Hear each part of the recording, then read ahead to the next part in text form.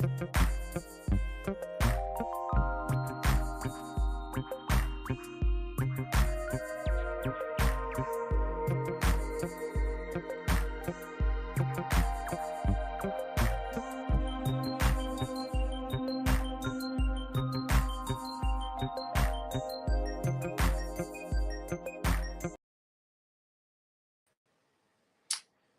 that certainly didn't fade out the way that I thought it was going to. I am Adam. This is Highly Articulated.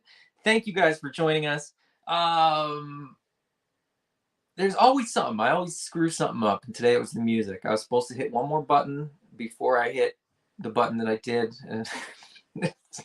Anyways, we're here. We're hanging out. Already a bunch of people in the chat, so that's great. Without further ado, I'm just going to bring on my guest because we're going to get right into it. Today, I have Travis, aka Mr. Wonderful of Hexa Stacks. We are going to talk a little bit about toys, and then we're going to talk about his Kickstarter project. What's going on, Travis? How's it going? Hey, man, I'm doing good. Trying to enjoy some warm weather we have up here in the Northeast in New York. Spent a little bit of time at the pool today with the family. Nice, nice. That was my day yesterday, and that was I was saying before we jumped on live here that I sort of spent the day away from a computer, and when I got home, my phone was just absolutely blowing up with messages of, hey, did you see this? Did you see this? Did you see this? So we're going to talk a little bit briefly about some San Diego Comic-Con stuff. Basically, we're just going to chat about like what we the things that we saw that we thought were pretty cool. But before that, we're going to get into pickups. We'll do pickups, and then I will check in with the chat. Travis, what have you picked up this week or recently? So I joke that I picked up a crap ton of stuff this week, but it's a lot of pre-orders. I do have some physical pickups, but I did get my pre-orders in for one of the things I think you and I have a mutual love and passion for right now is the AWOC Series 4 or Wave 4 that's coming out. Yeah, I got my pre-orders in over at the Hello Dope there for that. So got those in this week. I actually pre-ordered the Biker Mice from Mars also, kind of a spur of the moment thing, which was kind of cool because then like the next day I saw the whole thing with Deadpool there, the actor. He's producing or helping produce a series. A show. Yeah. My youngest son, he's 12, and I don't even know where I got it. It must have been like a garage sale or something, but I have an old Biker Mice from Mars figure, and he saw it, and he was like, Dad, what is this from? And I'm like, honestly, I don't remember. I know it's from a cartoon, but he's like, oh, man, are there more? And I was like, actually, Hello Dope is going to love me, and I'm going to hate them because they're like my dealer now, and they're causing me some trouble. But I ended up placing an order for those for him for a birthday present for later in the year when those come out. So did a bunch of pre-orders. I didn't pre-order anything from San Diego Comic-Con yet, except for that Evil Ryu. I did luckily was able to get an order in for that when they reloaded the order. So I did a bunch of those. But physically in hand, I got a bunch of Joes. So I've got Torpedo that just came in. So I got this one, number 73. I haven't opened any of these other than one of my favorites because I saw so many reviews on them. I had to get them open real quick. But I have Copperhead also.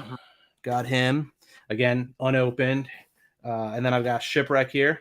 So I got all those in. They all just floated in a box one day. And then the one that I did open out of that group was Rock and Roll because he just looks so awesome. I think he's a great figure. And I'll be honest, like I was a G.I. Joe kid, but I wasn't like all the guys that are out there. There's way more knowledge amongst many other collectors and stuff about the series and stuff. Because, as if you followed me or listened to any of the other shows, wrestling was always my passion, right? Like that was where my heart is. So like you asked me about that stuff, I can go deep into all that. But the Joe stuff, I was really surprised at how small he is. Like all of the images I saw of him, when I say small, it's not to put down the figure by any sense. I just like all the pictures, he looked like he was going to be this jacked up big dude. And he's not as big as I expected him to be, but he's still his tattoo work and, everything they did into him. He's a really cool figure. So I was really happy with that. He's still pretty big though.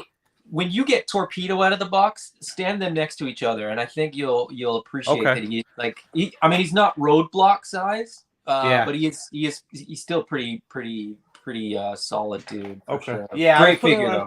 Yeah, I was putting around a few of the other guys and stuff, and he just wasn't. And I got him around a bunch of Valaverse guys right now, but he wasn't as big as I thought he'd be. But still, great figure. And then one of the ones that I'm is probably going to get open later tonight when I have some free time is this big boy here. Yeah. Because this thing, when I saw the release and the physical, saw the physical paints and stuff and everything when they were showing all that on the streams, I was really pumped up about this one. I didn't want to go too big because the extra pieces and stuff, but they did so cool on his face and everything. It looked awesome. So I've got that one. That came in, and I got 4 more things here picked up. So I had a pretty big week. I won't go into all of them, but you can see if they got, if you or anyone else following along has gone with Hella Dope at all. They love to bubble wrap your stuff and make sure it shows up like real good. So every figure. Yep. So like the other day I was on there and I already had a bunch of the I always forget what they call the bare body ones, kind of like the blanks. Ancients. Yeah, the ancients. So I had a bunch of them already, but like I saw that like somebody posted something. I was like, oh man, I got all the extra heads and stuff in front of me. So I was like, I got to get some more so I can put different heads on the bodies and whatnot. So I ended up getting another 4 of those from Hella Dope, and they got delivered in just a couple days. So I know I got some stuff coming in later this week, but that's kind of what I got right now that I can think of, and what I've got floating around in boxes. That's it.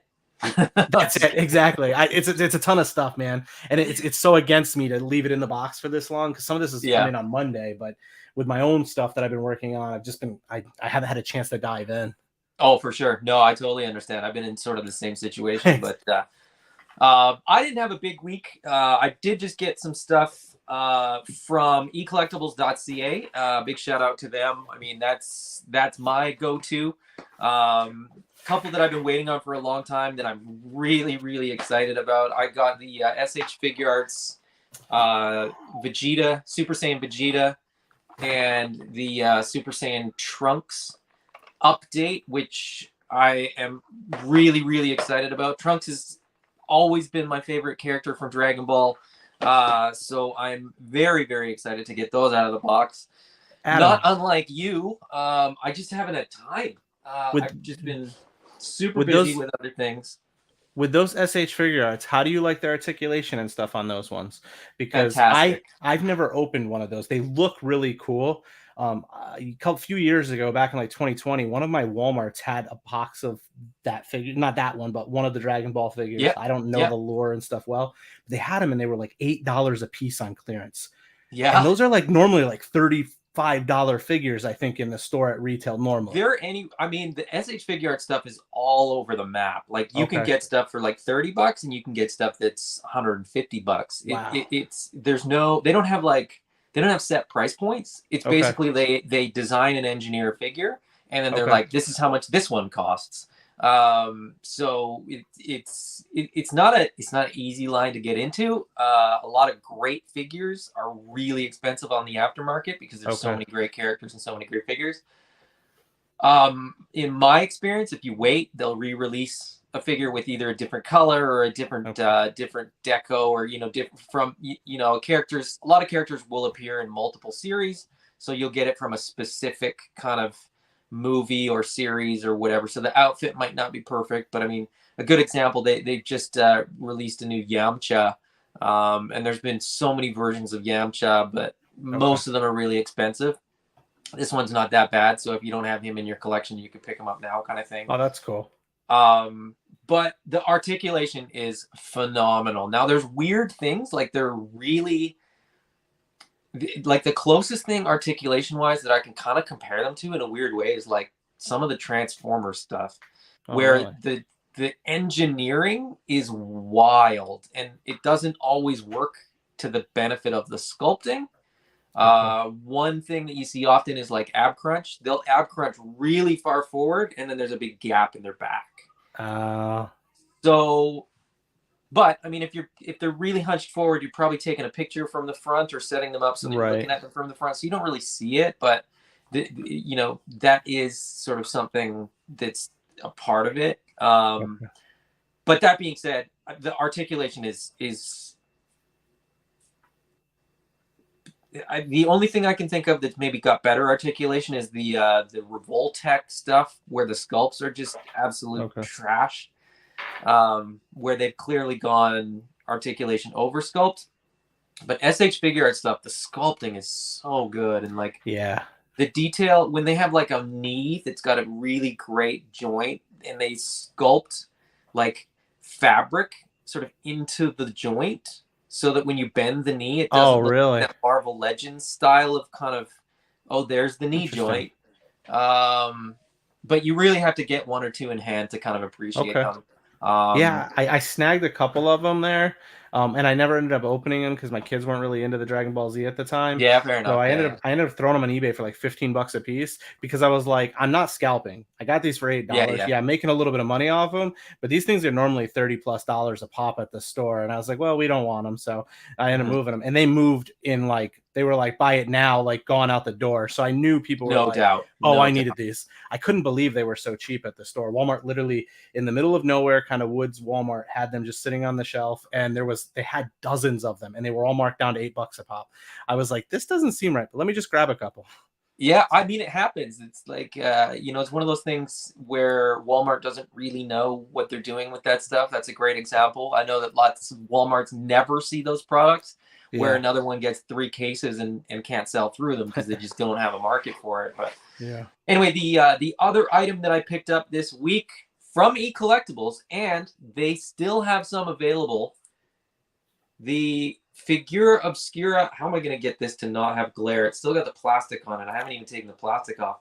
The Figura Obscura Monkey King Sun Wukong from Four Horsemen Studios. I can't wait to get this thing open.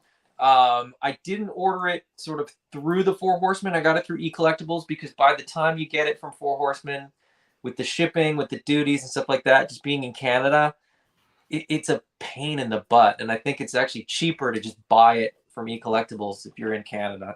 And like I said, he's still got more available. So if you missed out on this, there are still some available. Hit up ecollectibles.ca and get one, because from everything that I've heard, it's an absolutely awesome figure. So I have the same one, but it's still sitting in the box. I haven't opened it. Yeah. I got it because I wanted to pair it with the AWOCs. So that was really my thing. I mean, it's gonna fit really well, I think, with the AWOC stuff. I think to be honest, the Four Horsemen stuff, articulation is not what they're known for. Nothing compared to what the AWOC stuff will do. But it is what it is. Anyway, let's jump into the chat and see what's going on. Sam Rock is here. Nolan is hanging out as well. Devoid of Logic. Silver K. Huge shout out to Silver K. Kayla was able to help me secure the Chuckles, the G.I. Joe Classified Chuckles figure. And then on top of that, she messaged me and said, hey, I managed to get that SH Figure Arts Gohan and Goku, Force Ghost Goku 2-pack that you wanted as well. So I got all the SDCC stuff that I wanted, and I didn't have to leave my hometown. So, that's awesome. So huge shout out to Silver K. If you haven't already, if you're not already, check out the GTFO channel. Geek the F out. They got some great content over there, and follow her on Instagram as well. She's got her own, personal account with that name, and then the GTFO account as well if you want to see some great SDCC pictures. But again, I can't say thank you enough to Kayla for helping me out. You're lucky there, man. I didn't have anyone to chase down that figure for me, so I'm still. It was one of those things where I sort of reached out to her and I was like, hey, if you're at SDCC and it's not an inconvenience, and she was like, yeah, no problem. And I was, no disrespect to Kayla, I didn't expect anything. I was, I kind of put it out there, and she was like, yeah, no problem. And like I said, she just sent me the info for the Chuckles, and then sent me the message about the SH Figure Arts figure, and I was just like, holy, this is awesome. So that's awesome. Great to have a hookup like that, absolutely. And I as I said, I appreciate it. And Kayla knows this. If there's anything I can ever do for her, I'm happy to do it. And the same goes for just about anybody. If I'm able to help somebody out, I'm in Canada, so that's the other thing. I've shipped stuff to the U.S. where sometimes we find things easy to get, whereas like you guys can't get them for whatever reason. So yeah. Did you get a ton of Outback requests from people when he was out in Canada, like a ton? Because I know back when he first got released in the middle of COVID, there was like everywhere in Canada, but we weren't seeing him in the US at all. yeah, we got them on, like we had them on discount before. I think you guys even had them, Yeah. which is very very rare. But no, not so much because most of the GI Joe collectors that I know are kind of like me. Like they get their pre-orders in, and then they sit back and relax and say, Yep. whenever it shows up, right? So, Yeah. um, wait, did I already pull up Nolan? I don't know. Albert says, "Hi, Adam. Given the flood of huge, as in size, Kickstarter pieces, what are your thoughts on the adult market hitting a saturation point? We don't have endless space. Well, space to me is the bigger problem than money because I think you can always sell something from your collection, but I mean selling something that's worth a decent amount of money doesn't necessarily free up 3 foot by 3 foot to put a cat's lair in your in your display, right? So Yeah. so I think space is a bigger problem. I I'm think sorry, I didn't mean to cut you off. no, not at all. No, I was gonna say, I I'm think just if jumping if on if Albert anyway. sticks around to the end, he may hear a way to improve the uses of his space before he wraps up. So maybe a way to improve the amount of space you have and how you Mhm. use it, so that you can display some of those before you have to move on from them. But I do know that space can be an issue for many. Yeah, I mean, I think it's one of those things where most of us have a fixed amount of space, but I mean, you can sell a kidney, you can sell plasma, you can sell off some items in your collection. The money thing seems to me that most collectors are pretty good at kind of if you really really want it, you probably figure out a way to get it. Yep. Space, I mean, I don't know. That one's a tough one. Like you can rent a storage space, but then it's I don't and I know lots of collectors that have storage space for their collections Wow. because they just have so much stuff. To me, that's weird. If it doesn't fit on my shelves, I sell it because it's kind of out of sight, out of mind. Yeah. I take a picture of it and I go, "It was cool to own this," and I move on. It's hard to part with some of that stuff though, as I see it It now. Like is. like I purged some of my WWE elites a few years ago, back in 2021. I started purging through them. And what I mean by that is I started getting rid of my duplicates of Mhm. characters. So I totally understand, trying to clear up some space and stuff, but it was hard to go through and be like, okay, which ones am I going to get rid of? Now I just had to pick the one that I liked the most. And that's what Yeah. I was going with. And that's kind of the thing I've tried to stick with until I got into Joe's and Dalaverse and Mhm. AWOCs. And now I'm getting, army builders. In the wrestling collecting world, you don't have army builders. Yeah, that's You have true. unique Yeah. characters. So Yeah. you have unique characters. And that's in me, I would even like if a guy played multiple roles, I would only keep my favorite role of that character, that guy. Sure. So I Yeah. wouldn't Yeah. have multiple versions of him. So it was easy, but as I've expanded, it's definitely become, an issue. And in wrestling, you have the big ring. So I understand bigger pieces. I still have that Mattel play set right over there, kind of right at the tip of my finger, that I backed and stuff, but it's I've never opened it, and that's large. So I definitely understand the opening things and finding space for it. I think yeah, you so like for me personally, the GI Joe stuff I will find room for. So I backed the Hiss, I backed the Oh yeah. Dragonfly. If AWOC does mounts or vehicles or whatever, I'll be in for those. Oh When yeah. it's something like an Eternia or a Cat's Lair or something like that, it just doesn't work for me. So they're cool, and if space wasn't a problem, if money wasn't a problem, I'd be all over them. I mean, I think that Cat's Lair is fantastic. Yeah. Um, I actually sent a picture to some buddies in a chat of like some of the Barbie houses that are in my house, for my kids' collections, so to speak. Yep. And they're bigger than the Cat's Lair. So when people are kind of like, where would you put this? It's like you've got stuff in your house that takes up that much space that you could probably live without. Yep. That part is sort of a funny one to me. It might not fit in this room, but I could find somewhere to put it. Exactly. Anyway, Nolan said thinking about getting those biker mice. Those biker mice are pretty cool. The problem with those biker mice is the same though. You're gonna need those bikes as well. Otherwise, they're just mice from Mars. I did see something, and I thought I saw a picture on the internet from They're over the coming. weekend. They're coming. I saw the bike. I saw a display like at San Diego. I think it was from San Diego Comic-Con over the weekend. They had them on display, and they had the bicycles right there with it. I'm like, oh crap, that's hella dope's loving that. They see that, and they're just like, oh, Mr. Wonderful Order is going to start flying through. AI said, good afternoon, Adam and Travis. Interested to see what you think about all the SDCC reveals. We're not going to do all the SDCC reveals. Otherwise, we'd be here for hours. We'll probably just touch on a couple. I'm basically just going to touch on a couple of the GI Joe ones. That's about it. But Allison Troy is here as well. Devoid of Logic said, I have the chrome painted cooler on pre-order. Looking forward to that figure. That figure looks awesome. When I saw it in the sort of posed shots and stuff like that, it did look awesome. I'm not a big enough fan of that character. Trav, you look completely confused. I'm totally missing what that one is there, Adam. Cooler is a Dragon Ball Z baddie from a particular movie.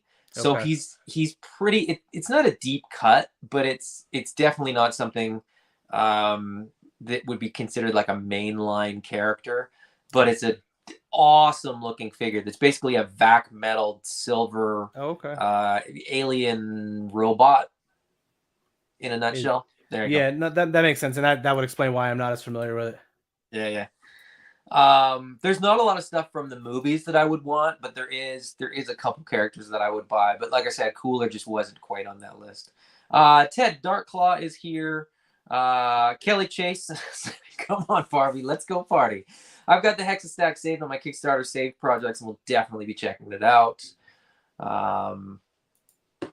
Allison Troy, I have most of my collection in storage, but we're also renting right now while looking to buy a house. Once we bought a house, no storage. Exactly. And I'm in my forever home, so these toys are effectively in their forever home.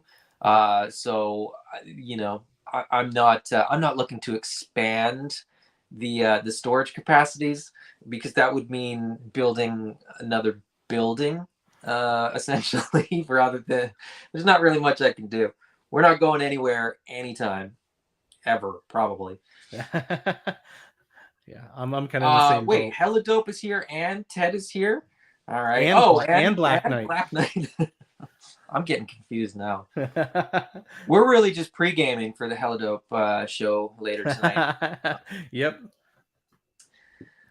Nolan said, that's a tough one. Do you wait for the bikes or snag them now? I would say this. If you're into them now, pick them up now.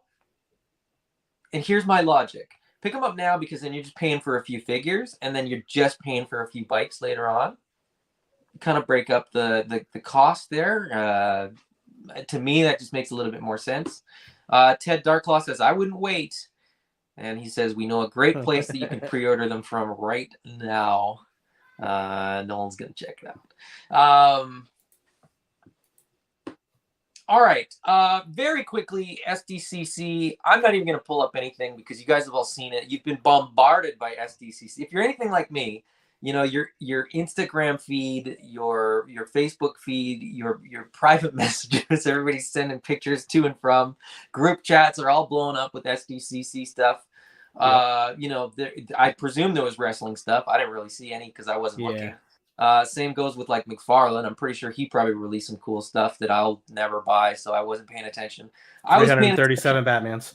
37 more Batmans. Another couple more Batmobiles. Probably some repaints. Probably some redecos. Probably something that glows in the dark, or is an exclusive, or something that has people both excited and angry. Actually, that's probably true of every line that you could possibly list. I would just, I've seen a lot of positive out of the classified stuff, man. I've heard most people not like, they're like saying they nailed it this time. Like across the board, I didn't hear one complaint. And I normally see from both sides of the fence, because, you know, I dabble in the Valaverse, I dabble in the classified, I'm in a bunch of the different chats. So you've always got the people on one side saying, oh, this is bad and this is good. And I haven't seen much about the bad about it. So I'm thoroughly surprised, and maybe it's the progression in the right direction where we can all just enjoy it. Yeah, I think I think they've kind of hit their stride. I think they've found that balance between releasing, upsized vintage figures, but adding a detail or two. Um, I think maybe the perfect example of a really, really great balance is the tripwire. Like, tripwire comes with 2 vests, 2 helmets, and a bunch of different accessories. So you can basically do a vintage inspired one or a more modern sort of bomb detecting guy. But then in addition to that, he comes with that cool, landmine sniffing rat, which is like super cool. I did see that. Yep. And then the McLeod robot. Shout out to my good friend Chris McLeod of the Full Force podcast, who as it turns out is now referenced in GI Joe canon because of the McLeod mine cool. detecting robot thing. Super pumped for that guy. I'm very excited that he's gotten that. But I'm gonna have him on again soon. He was on like last week, and we're gonna have him on again soon to chat about that. But the GI Joe stuff was the stuff that I was really sort of tuned into, because there was so much of it too. I couldn't believe it. I was like, they're not done yet. It felt like right on the heels of Yo-Yo June, which I think was pretty phenomenal as well. Yep. SDCC was just like banger after banger after banger, and like so much stuff that they couldn't even fit it all in the panel. They're like, oh, by the way, there's another figure in the case now for you to go and check out in Mutt and Junkyard. Yeah. Oh man, that one was clean. I liked it. My son's gonna want me to get that one for sure for him. I'm gonna end up with 2 of them. Yeah, I mean, one for me and one for him because he loves the animals. The animals are the best, man. Timber was the best figure of 2021. Like, that was I don't even have that. I don't even have it. I never got it. The SH Figure Art stuff, there was a couple cool reveals, but I can't even remember what was like a reveal for a release and what's like pipeline and what's pre-order. I'll figure all that stuff out sort of after the fact. But yeah, the GI Joe stuff for me was probably the coolest. Are you a Star Wars guy, Travis? So I grew up. I should be, right. So a little funny note. I'll give a little backstory, Adam. So I was in the 90s when they were redoing the digitally mastered Star Wars, and this is gonna get so much hate from so many people. I was a shelter kid. My parents didn't watch the Star Wars movies. My dad wasn't into that stuff. He was Marvel comics. I had a lot of comics there. I would say I was sheltered in that sense. I never saw the Star Wars until the digitally remastered ones came out. And I went to go see them with my friends. And when the first one came on, there was the commercials on TV back when we still watched commercials.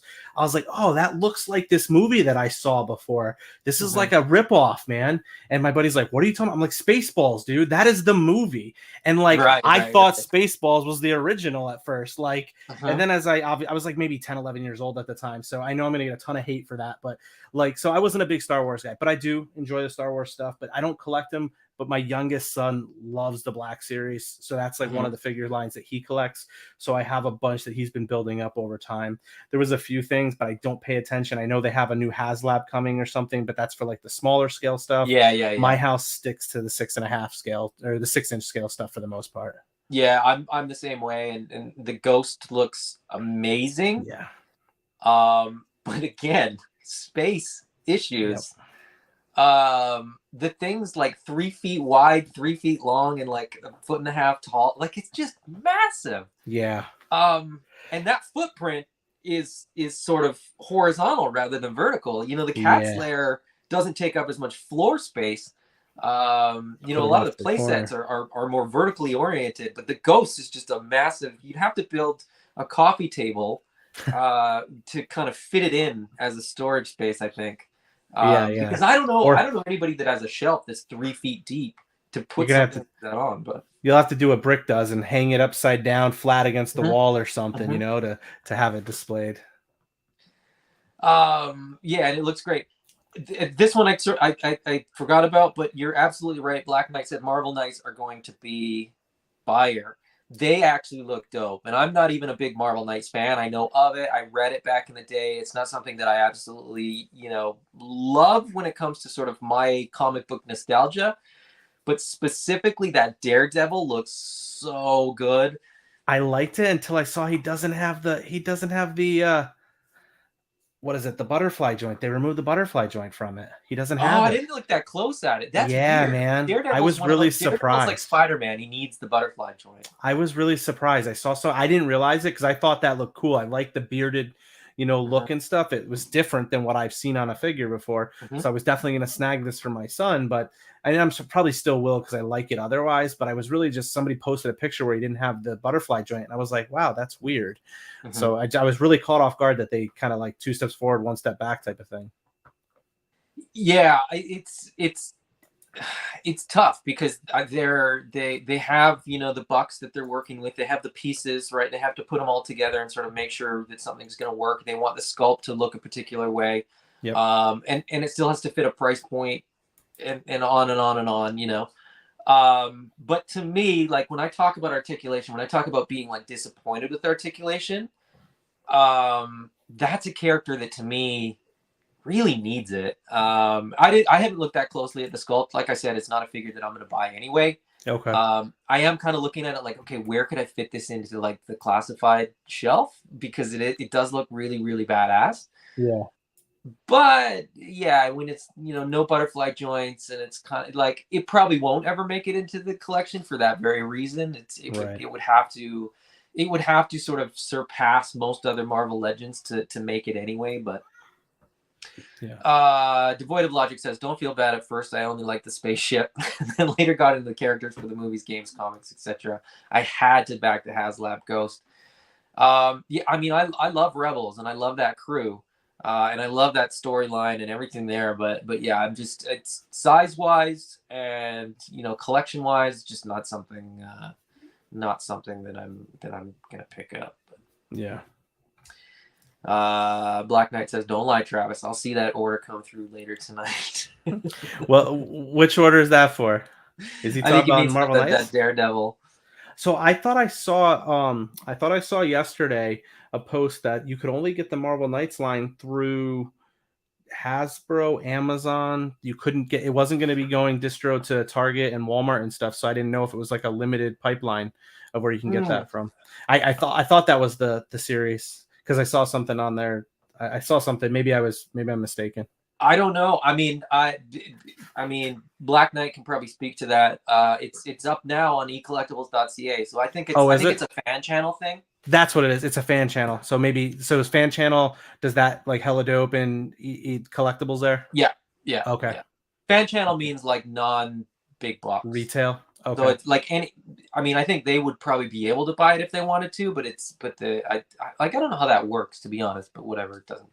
Gotcha. It's not my job to know that. So yeah. The fan channel stuff I don't mind because that's where I buy 99% of my stuff anyway is fan channel retailers. Yep. So yeah. And if places where I buy stuff from regularly can't get it, I probably don't need it. Is kind of That's a good approach. That's probably a good approach. It'd save me on my wallet. Hey, Hello Dope, stop delivering so much crap, man. Stop carrying everything I want. Yeah, exactly. No clearance shopping for me. That's exactly what that means. Unboxing says, good. They need to stop doing Target and Walmart exclusives. They're never going to stop. I mean, there's a whole sort of economic sort of reasons for that and stuff like that, which is very convoluted and confusing. My hope is that the sort of people in charge of the design teams and stuff like that are like, why don't we offer them this garbage that nobody wants anyway? I wish they would go with like a period of time where it was an exclusive, right? Like, they get like, they can get it like, and because I feel like that would redesign how they handle distribution, right? Like you'd run into less distribution issues if they were forced to only have the exclusive rights to it for like the first 60 days, like if they only could, like if they could only, if the Target exclusively had the Marvel Knights for the first 60 days, but then all other real, retail could get it, it would force them, because the fear of missing out and that wanting to be the first one with it, you're going to rush out there and get it, and it would also force hopefully the hand of those companies to distribute them more appropriately, so that me up here in New York, I'm not waiting for 6 weeks after everyone on the West Coast has things. It'd be a cool approach. I doubt it'll ever happen. They're not going to change that for my little stupid idea, but it would be great. I think by and large, I mean, it's a huge conversation, and to be honest, we're all looking at it from our own perspectives, right? We Oh all yeah. have perspective bias. We're like, well, this is how it should work, so that I get it at my store and I can buy it. Target and Walmart they have so many locations spread so far out, Um, but at the end of the day, I genuinely think they don't care, right? If they sell all the product, they don't care if you get it or I get it. Yeah. Um, that being said, retailers in Canada often are able to pick up, 3 months or 6 months after the fact, are often able to pick that stuff up through Hasbro Canada because the sort of overstock ends up here. So, I mean, it was entirely possible to get like the Cobra Island Troopers like within the last 6 months through Canadian retailers, which was weird. But it's crazy to realize that there's product out there when people are like, they're all sold out, I'm never going to be able to get one. There's still product floating around that you don't know where it is. So it's you gotta find it. You gotta find it, or just hope that it pops up randomly at sort of an online retailer or whatever. But yeah. Anyway, the approach has definitely changed. That'd be a good point, good conversation for some time. The pre-order versus the in-store, because I definitely love the hunt, and it has definitely changed since I started going online and stuff. Like I used to love taking my son out and going to the store, hitting the toy section, and walking out with a few things. I didn't care if it was clearance or a special. I definitely was happy if I saved some money, but just going in the store to find it was always like a really fun thing. Now with the pre-orders and the online purchases, as much as I love getting it and guaranteeing it, there's something about that desire that we as humans, that excitement of opening the box and is going through the door. Is it going to be on the shelf? Oh crap, it's the same stuff. Or, oh no, there's this really cool thing. So it's a different feeling. You definitely onto something. I mean, and if we lived in a perfect world where I knew that at some point I would always find, everything that I wanted, I would be happy to buy off the shelf exclusively. The reality is, certain waves just never show up. Certain lines just never show up. Certain products, you miss out. It's one per case, and they only get one case, and then they don't infill because the algorithms don't sort of see a need to get another case. Exactly. I'm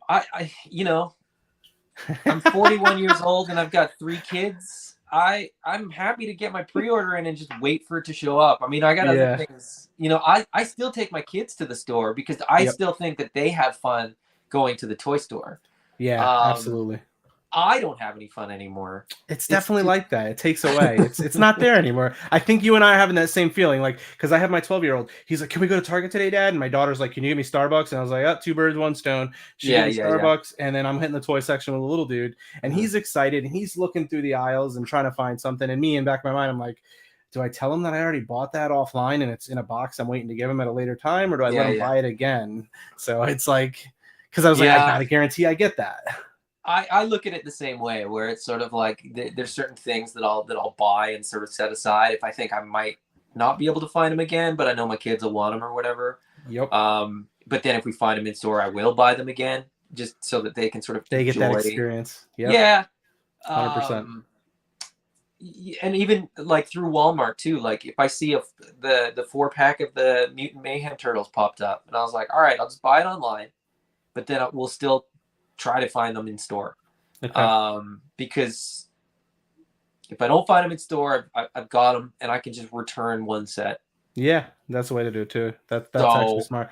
That way the kid gets that experience and joy, almost like a Christmas morning approach, but it's that hunt at the store, Some people teach their kids to hunt. Those are going to be easy to get, like I know that they're just going to keep restocking them for the next 3 months. Yeah. Because there's a big push, and you see the quantities that are showing up on the displays and stuff like that. That there's product available, and it's not going to be something I'm going to have to chase. Yeah, but I could if I needed to. That's the other. I've seen it. I've seen it, on the Toys R Us website, on the Walmart website. I've seen it, online for U.S. retailers as well. So I knew I could get it, but whatever. That's a smart way to do it. Yeah. Yeah. No, good deal. let's see.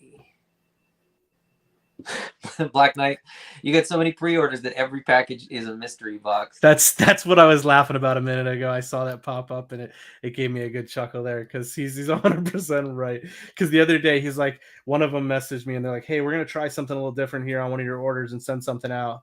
And I was like, oh, okay. And he's like, yeah. He's like, it's this order and we're sending only this one. I was like, oh, did I place that order? And they were like, yeah.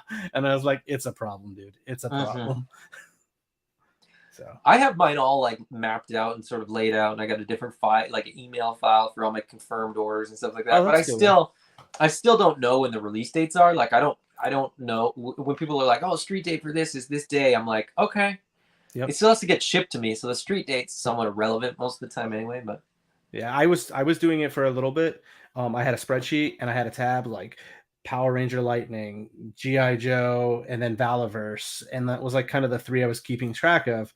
And then it just went out the window when I started doing the AWOC and the Savage Crucible Kickstarter and the Ultimates for WWE. Like it just, I'm like, yeah, you're done, Travis. Just it's like he said, it's a mystery box anyways.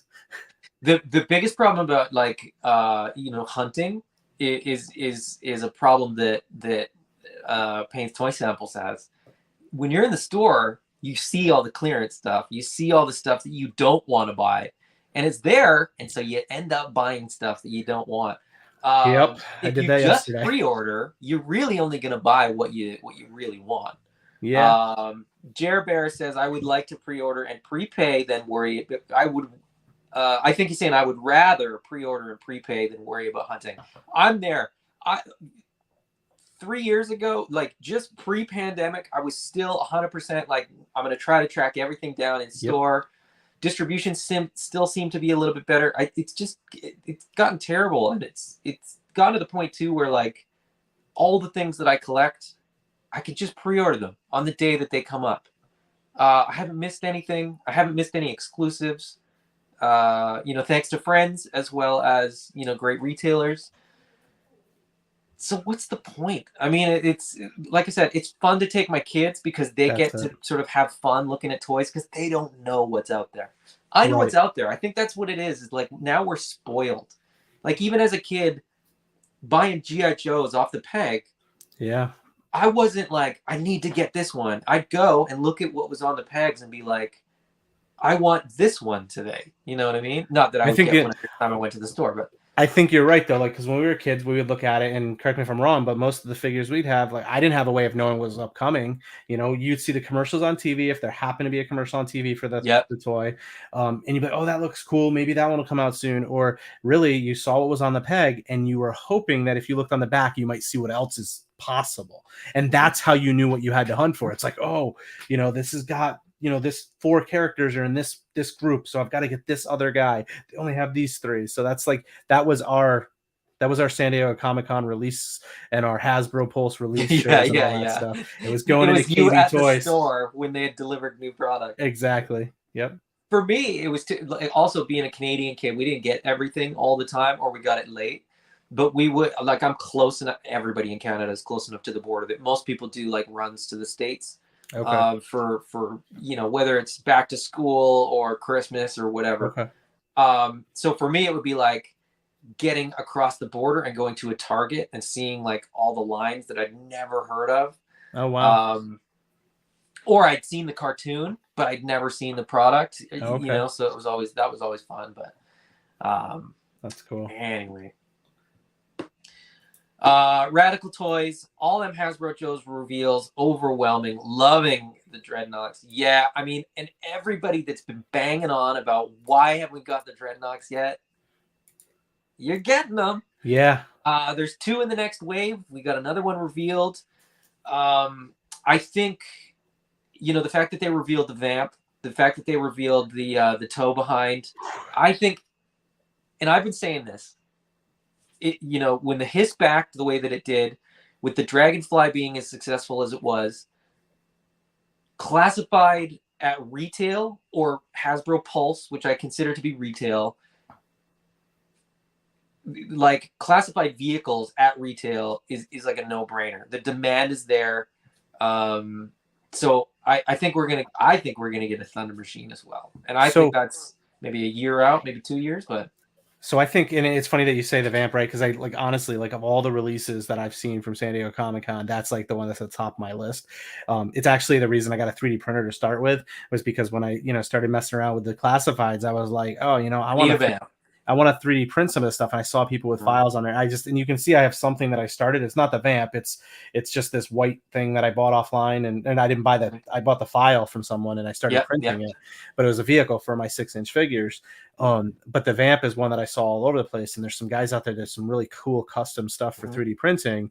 Did they announce? I didn't see anything, and you may not have seen it either, Adam. Did they announce a price point for that? And did they, that's retail, I'm assuming? It will, or is it just Hasbro Pulse? Did you not hear? I know things. I don't know if they've revealed things. Okay. The price point is going to be very good. Okay. It's going to be easy to get. To the best of my knowledge, it's going to be a Pulse exclusive, but I wouldn't be. I don't know if it would get opened up to certain fan channels. Like it may be. Like from a Canadian perspective, like I don't know that, they wouldn't necessarily open it up to GameStop or something like that. Like one of these, or Toys R Us, like just to have distribution be a little bit more than just Pulse. I don't know. I genuinely don't know that. I do know that it's not going to be like big box. Okay. Or it's not scheduled to be big box, but that could change. But the price point that I've heard, and I have no reason to doubt the price point, is very reasonable for what you're getting. Figure plus a vehicle that size.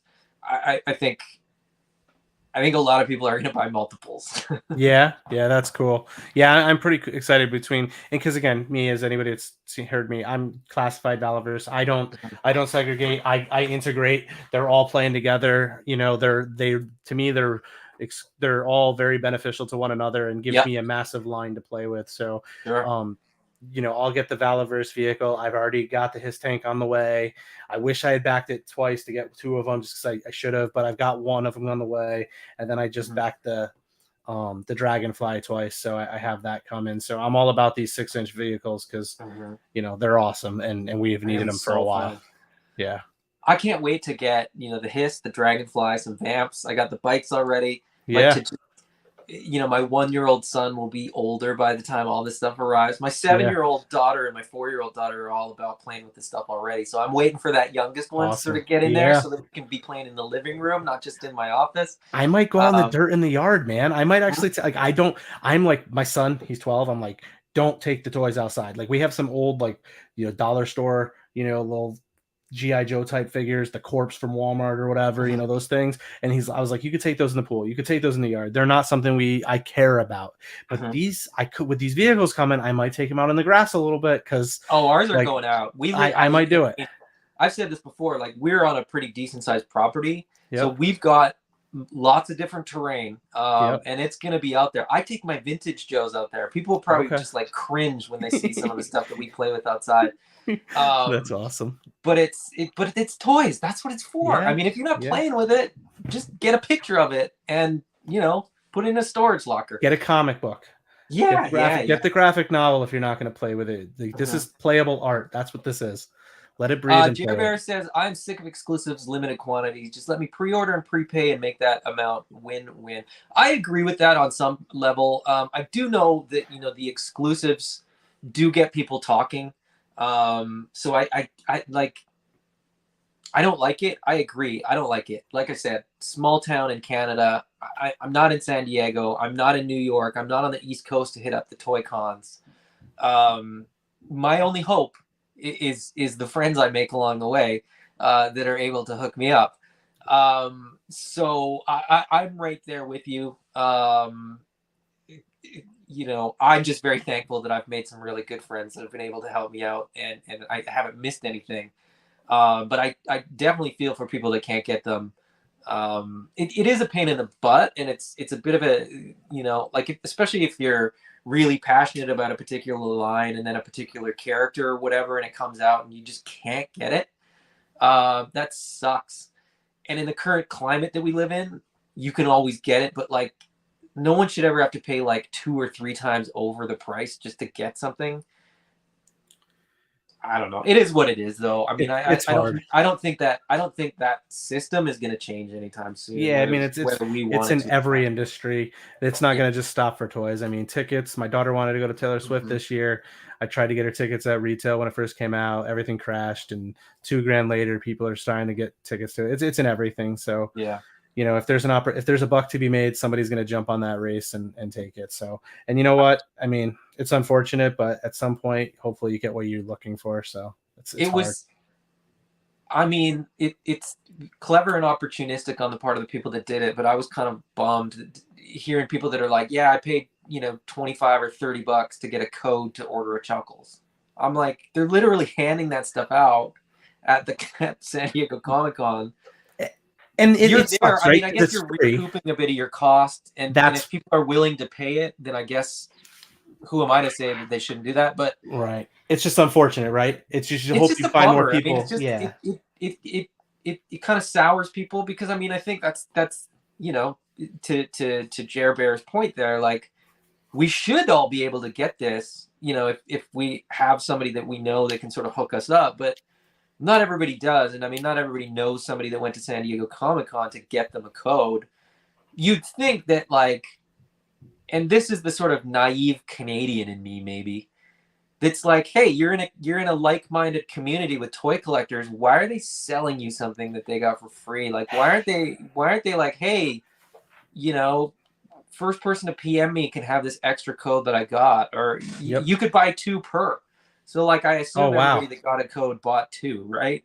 Yeah. What are you going to do with the second one? Yeah. They're going to sell it it's on eBay. We're going to get it in the secondary market. See, that's unfortunate, because I can see both sides of it, right? I can see the part that you spent a ton of money going to this thing, and, other people didn't want to spend that money. If somebody wanted to sell it for a couple bucks, I don't know that I would necessarily, like, crap on them if they were selling it for a few dollars to offset their cost.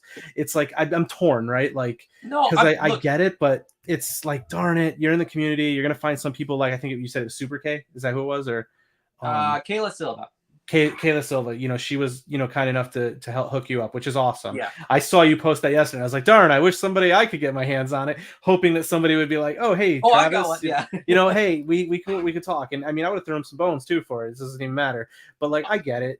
I know a bunch of people that paid for codes, and it is what it is. They wanted the figure, and that's the way they had to get it. I mean, I guess that's the sort of counter argument that I've heard, at least for con exclusives, right? And online exclusives gets a little bit muckier, but con exclusives, the argument that I've heard is, if you shelled out the money to fly there, pay for a hotel, pay for your ticket, pay for your meals that are overpriced because you're probably eating inside there or whatever, and sort of, if you've dropped $1,000, getting $20 back on a QR code that somebody really, really wants. It's hard, right? It's like, you can see it's only $20, but then it's like, if everybody's doing that, everybody's doing it, and then it's like, if you're already spending that, really, did the $20 make or break you? Like, it's hard.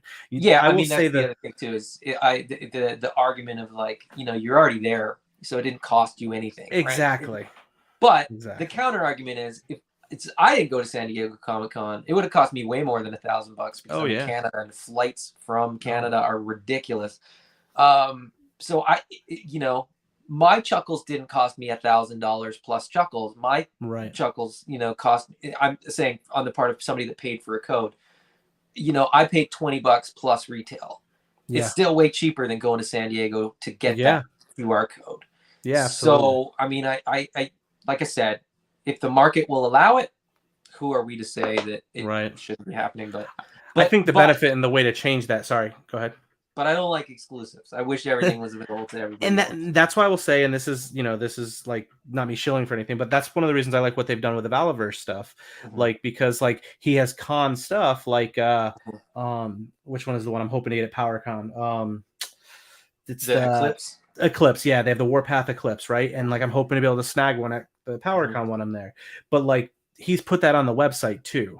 So, like, to me, with these con exclusives, totally, like, make it a con exclusive for that window of time, and then release it at a later time. That way, those people who want to be the first person to get it and they want to grab it, there's still going to be tons of people going, let me get it, I need it now. And then, you know what, you're still going to have somebody who gets double and then they list it, and somebody who wasn't there is willing to pay double, even though, I mean, just as an example, Vala said he was going to re-release some of his Series 1 stuff in future waves, but people were like, oh, I need to have that. So they were still overpaying on eBay for the secondary market. So there's going to be people that spend the money because they want that need and need it now. But I like at least how he's approaching that, and, you know, how folks can get stuff at a later time, you know, and I hope that other you know, con exclusive type deals, you know, begin to do some of that. Like, I love with PowerCon, they gave us all an opportunity to purchase things. Like, before I decided to go, I had already ordered a Tanger, you know, directly from them, and because I had to get that one. I'm like, he's orange, favorite color. 2, he's AWOC. I need that figure. So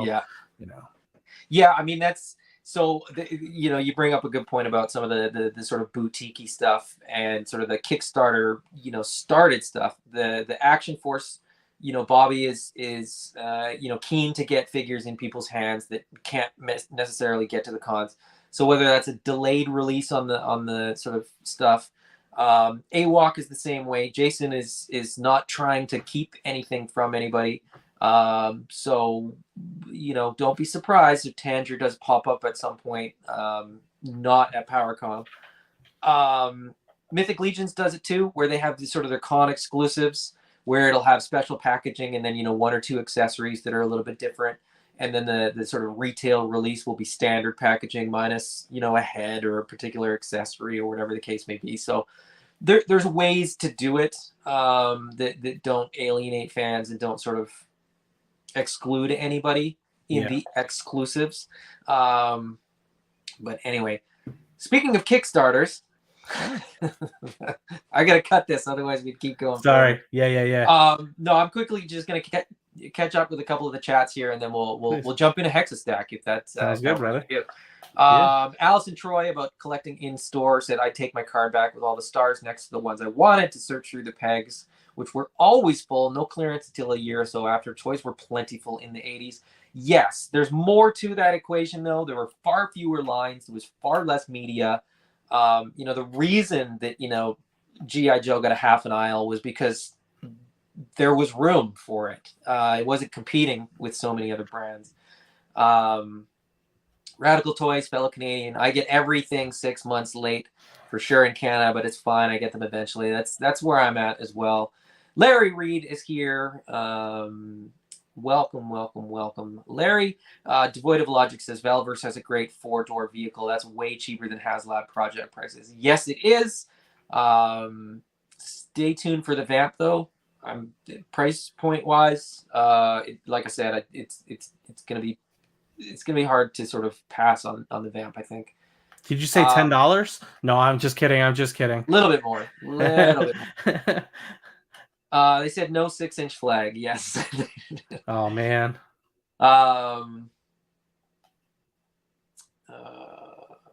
Black Knight, I've opened some stuff. Zane's hanging out in my studio. Paints toy samples, I paid 10 for my code to guarantee I get chuckles. For me and a friend was worth it. Yes, and that's the thing. $10 for 2 figures, you know, you're looking at $5 over retail. That's not that bad.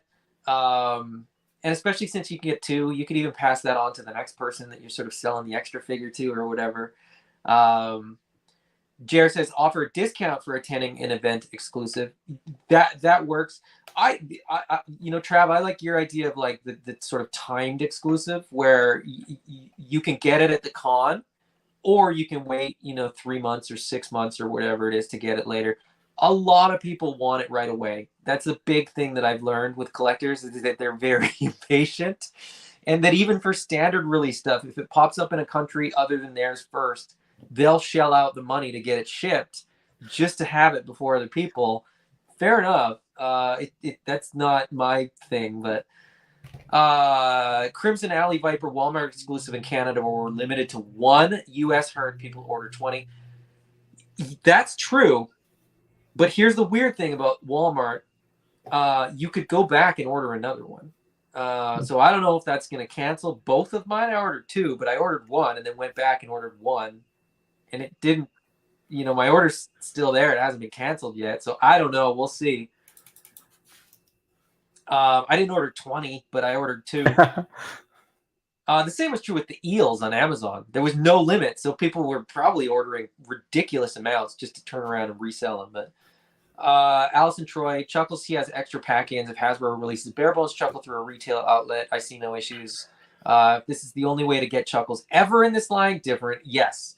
So far, we haven't seen Mindbender as a standard release. We haven't seen Serpentor as a regular release, so who knows? But Albert says, have you ever seen Vala on other podcasts? That dude is pretty outspoken. Yes, he is. He's a strong personality.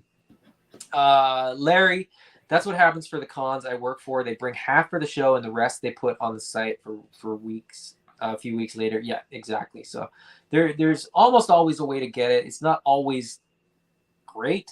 But shout out to Black Knight. Black Knight had Bobby Vala on their show last Sunday. Also, the guys at Hella Dope hooked me up with Tanger before I even knew that it was going to be available after the fact. I can echo that. Them, so I did the same thing. I can echo that. I was after the show. I was gonna say, hey, did you get one? Like, I'm gonna be there now. Let me know, Adam. So no, I got one. I got one coming. Yep. The guys at Hella Dope hooked me up. Yep. I knew they were gonna be there, so. Yep. And it was cheaper to get it shipped to Canada than it was to order it through the PowerCon website and get it shipped to me. So that's the way to do it. Absolutely. Jared Bear says, I backed Hexa Stack early bird. Thank you. As did I. Let's pull it up. Let's talk about Hexa Stack. Yeah, brother. There it is. Hexa Stack on Kickstarter. Trav, first things first. What inspired the idea? I'm going to get to a picture there. We'll use that. Yeah, that's a perfect picture right there. It's got some of our favorite characters on it. Yeah, so Hexa Stack came from a concept of, being kind of like a lurker for like the last year and a half in the community. And I was in the wrestling figure community for years. And just seeing so many folks like turn like ideas into their full things, seeing what, Jason's done with this, seeing what Rob and those guys have done with Savage Crucible, Valaverse, what he's been doing with the Action Force. Obviously, a lot of these guys have been in the toy industry before. I myself haven't. I'm an IT consultant. That's what I do for a living. Love what I do. But, being a toy collector and a fan of action figures and broadening my horizons beyond just the wrestling figures, I started, and my wife's always like, oh, you got to get rid of these. You don't even play with them. And I'm like, no, I do sometimes, but I like to look at them. They're pieces of art to me. They're like a collection of things that I don't want to ever get rid of. And, some of them are in bins, some of them are in Ziploc bags, some of them are in tool totes that I bought explicitly for, storing figures because I have to store them, but I don't, display them all because I don't have a great way to. So, in wrestling world, it wasn't so bad because I had a ton of different, they were all the same line. They all had the same size. So if there was pegs for them and displays, I had something that worked. However, what I started to find is I don't, you run out of space, one, two, like, I guess that would be two, right? You run out of space. But for one, I always hated looking at them and seeing them all like at the same eye level. Yeah. And not being able to see Zack Ryder or Bray Wyatt or Ramon in the back row. Like they're just how do you prioritize the guys in the front? Exactly. So, I had this idea and there's other products out there that have stacking tiers. And I saw, a lot of the spice rack type ones, I use spice racks or, can displays that you can use in your pantries and things. And there's other, action figure display stands. But I started kind of conceptualizing this idea because I saw some other things out there, even really, one of the things that I always found interesting was like with the Valaverse figures, Bobby always talks about having these foot, the display stands and being able to hold the cards. And like, he really spoke to that. And so many people loved it. And I'm always like, well, I'll sell mine on eBay and get rid of them. Because I didn't like the front, just everybody's the same size. So it started getting into the fact that one, I started collecting a bunch of different style figures. They all have different peg holes. And, because of that, there's, a variety of, stands. They don't all intermingle well. You can't just butt them up against each other and display everything together, well. So I came up with the idea. I dropped something off of a shelf and I was like, crap. I was like, that's how all the toys are. They all just kind of drop off the shelf. So then I just started thinking of a design that would work in a modular system. And that's where Hexa Stack came from is, it started out as what if I just did these modular systems? And then I was like, but what if I just did these 1/2 inch ones that could stack on each other? And then I was like, well, what if I take it another level and I come up with like 4 basic, sizes, 1/2 inch through 4 inch. I'm sorry, 1/2 inch through 3 inch. So you can then stack them because, well, what if I want a 2.5 inch? Well, then I just take the 2 inch one and put a 1/2 inch on top of it. And I make them all so they fit the same specs so that they have like that interlocking, here's a 2 inch stand and, a 3 inch stand together. And I'll have them, oops, sorry. And I'll have them, interlock because there's this beveled edge here, that then underneath has a beveled edge, and there's magnets that go into these two to help them connect to one another and stabilize it. And the thing for me that was the big thing was that the other things in the market that I had saw, they didn't, they're like 3 stacks together or multiple lines of these together where you can't adjust it how you want for your display. So what I came up with was this idea that I was like, well, what if I put magnets in every single one of them on all 6 sides so that you could configure these any which way you wanted. So, you put them however you want, you have different tiers, and you can see them in the pictures on the Kickstarter. If you check out the Instagram, there's a ton of things. And I'm actually working with a really popular content creator right now who I'm shipping out a pack to this week. I'm trying to get it on the mailbox to him tomorrow. Also with some additional items that are going to be added to the Kickstarter later this week. There's 3 additional items that are going to be posted as, stretch goals. And I know we got a ways to go. But I was going to have them come out after the Kickstarter, but to help, bring, more attention to the Kickstarter and then also show folks that this isn't just stands. Yeah. Lawrence from A Punk with Toys kept telling me, this isn't just a stand. This is so much more. And I'm like, you're right. It's an accessory line. It starts with the stands, but there's so much more. So, the big thing is understanding that there's these 4 different tiers of sizes, 1/2 inch through 3 inch. So 1/2, 1, 2, and 3. A big item on there is the 3-inch stands also have that storage. So, it's not visible on here, I don't think in a good manner, but I have one. And if you go to my Instagram, and the lighting's rough. Yeah, sorry. Bring in that light here. You can see that there's this hole here. And right there, you can kind of see. But basically, originally I designed this, as a pull-out drawer. And that's storage. And there's a slide out drawer that you can put in and out in all 3-inch stands. And it's quite a bit of space. And I actually re-gutted this, went thinner on the walls a little bit last week so that I could get more space. And I'll be completely honest. The reason was because I started taking these head packs from the AWOCs and I started trying to put them in my original size bucket, drawer. And I realized that some of these heads, because of the ears, and they're not like a standard action figure head because they're animals and they have larger, pieces to them, they weren't fitting as well in that storage container. I was like, darn it, that's not cool. So I went back to the drawing board. I'm like, I'm going to make this a little bit bigger so that I can start to fit these other larger accessories in there. So you have quite a bit of space, and I estimate it to be about 30% in additional storage. What you see on the screen there, Adam, is the starter pack that you can back. We currently, have 3 different types of backings. Each one of them, there's an early backer offering. But basically, I have what I'm referring to as the starter pack. That's going to get you your 6 stands, 2 1/2 inch, 2 1-inch, 2-inch, and a 3-inch. And the 3-inch comes with a drawer. These all come with all the magnets that are installed in them. You can't see them in these pictures just because I hadn't installed them in these units yet. But they all will have the magnets. One of the things I may have not highlighted is on the top, there's those 2 hexagonal shapes. Those are actually removable foot pegs. So what it is there's magnets embedded in each one of those holes. And then every one of the foot peg styles we offer are also magnetized. So that way you can, strap these put your person's foot in it and then put it into the base and know that it's going to be stabilized there. So you have the benefit of that. And each package, so a starter pack, the Oh Yeah pack, or the All In pack, which are the 3 different kind of tiers you can back out of the gate. You can select your size. So, if you're a G.I. Joe collector, they have a slightly different foot peg than the Valaverse. You can get away with using a Valaverse size on the G.I. Joe, but it's not exact, right? And then the same thing, with like the WWE figures. They don't fit exactly the same size hole that the Hasbro or the Valaverse ones do. So what we're doing is we're offering you the opportunity when the Kickstarter ends, you'll have the opportunity to fill out the survey and provide back which foot peg size you want for each pack you purchase. So, and the big thing for me is things change, right? New lines come out.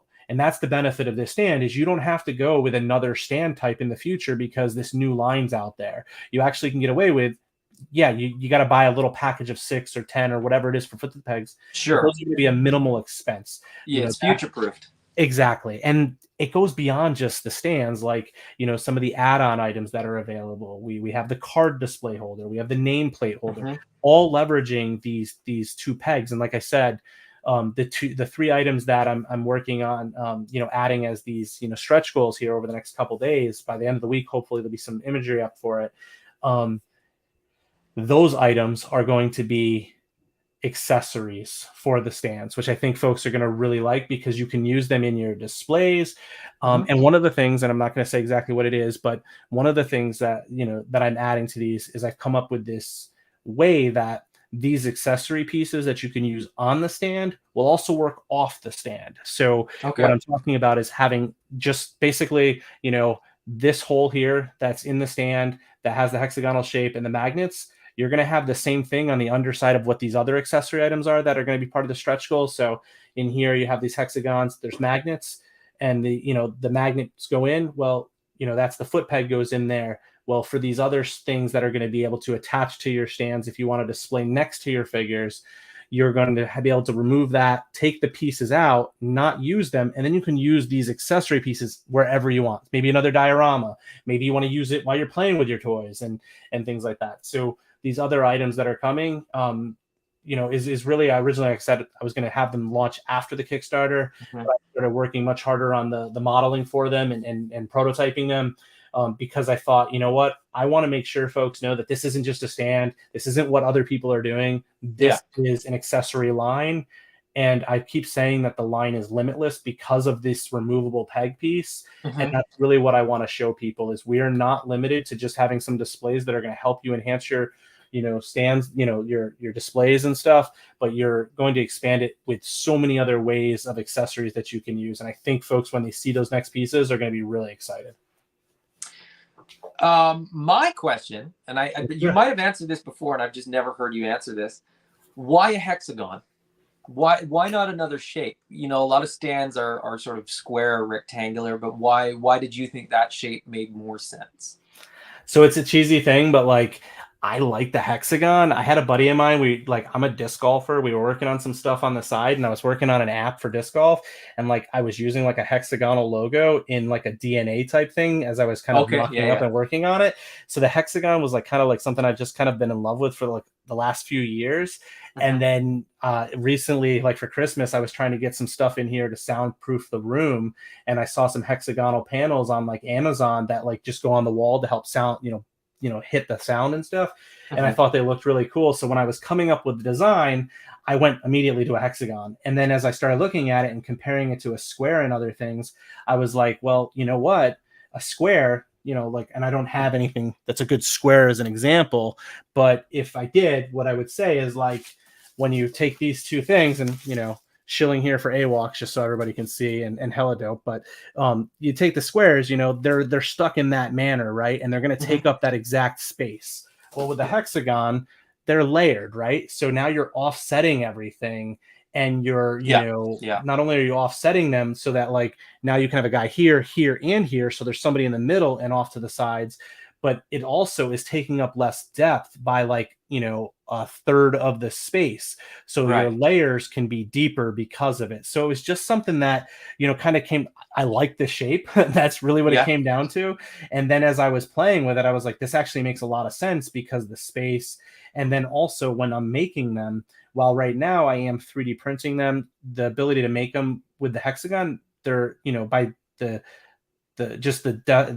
hexagon alone, it's just structurally sound. It's a more sound structure than going with other things, because you have those stronger corner points and stuff. Sure. Yeah. And I'm not gonna pretend to be that mathematician that knows all the reasons before that, but it's just stronger. So because of it, all those things combined, I was like, it's cool. And then I came up with the name because it was I'm stacking these hexagons, and it just kind of came together. So that's kind of why.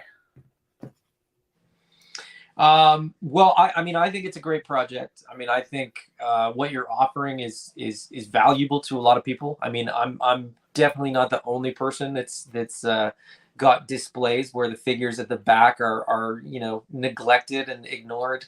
So I love the project. I hope you all the best in terms of the project.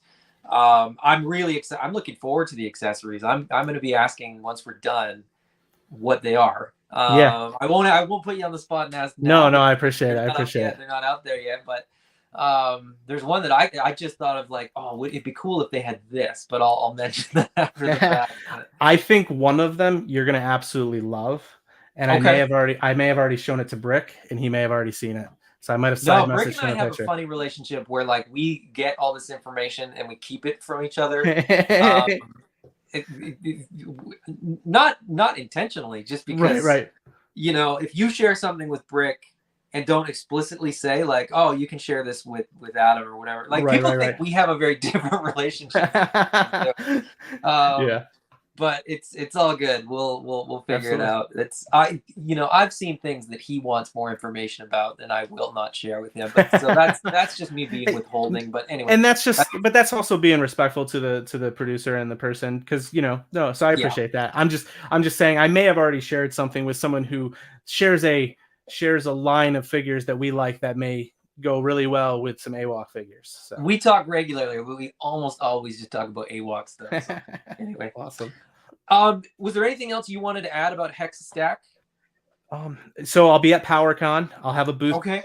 It's my first con ever hosting. Yeah. Yeah, or not hosting, but being at and as a vendor. So come by. I will have a ton of figures on display. They'll be in a case, behind the case, but I'll have a bunch of loose stands to show folks so they can get them in their hands and feel. Cool. I'm Yeah. stealing some of my kids' Marvel figures for the display set, and I don't want to, come up empty-handed when, my 19-year-old and be like, "Hey, bud, I know you really cared about this one, but it disappeared or something, Yeah. or it fell Exactly. and broke because somebody was touching it and messing with it." So, I've got some behind, so you'll be able to see them on display with some different things. I plan to have these 3 stretch goal items, some prototypes in hand to show at the con there too, so folks will be able to see those visually, and then kind of check those out. And then, like I said, that's PowerCon. I'll be there all 3 days. Please stop by booth 322 and take a look. I'll just be 2 doors down from our buddies at Helidope. We'll be having fun down there. And then, if you have any questions or anything, just reach out to me on Instagram. I have a Hexa Stack Instagram, so just type the name in on Instagram. You'll find that. I'm not as active there. I tag that account by my personal account all the time, but I use my personal account just because I want people to be able to reach out to me and know who they're dealing with, Sure. and Yeah. ask questions and stuff. And really, it's just, I'm part of the community. So I want to continue being a part of the community and be accessible to people. If somebody's like, "Oh, I love the Hexa Stack, but you're not doing anything in this toy line that I'm, focused on. Are you going to offer those?" Well, let me take a look. Let me see how much it's going to take to produce and get together. Sure. So there's that. And then, hexa-stack.com is my URL. That'll take you right over to the Kickstarter. And, please, get out there and support it. The goal's far. Some folks have asked me why I'm doing a Kickstarter and not just selling them. And really the reason is, I could just produce these and sell them individually. If the Kickstarter doesn't succeed, that's the route I will go. But my goal with the Kickstarter here is to deliver the product to folks, get it in their hands by November. And then additionally, any of the funds that, don't go to covering the, printers and the, really the resin and magnets and the mailing boxes and shipping and everything, any dime that I make off of this is getting rolled into, not conversations, but producing injection molding of these, so that I can get these produced at a much higher level, because they are 3D prints right now, and I want to be fully transparent on that. But they're resin, they're not FDM. You're going to have a really solid product. And what I'll tell you is these are weighted pretty strong. They're not hollow, but they're not like rocks, right? Like, they're definitely hollowed out to save on resin and waste, but they're solid. They're weighted, so your figures aren't going to tip over, and they're going to stand together pretty well.